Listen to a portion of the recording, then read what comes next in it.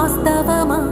ఇన్నాళ్ళ గాయాలు మాయమమ్మా, అచ్చంగా ఈ రోజు నాదేనమ్మా. కన్న ప్రాణాలు ఉల్లాస తోరణమాయేనమ్మా.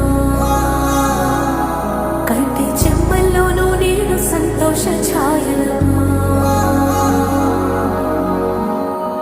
నమ్మలేని కలలు నిలిచే కనుల ముందే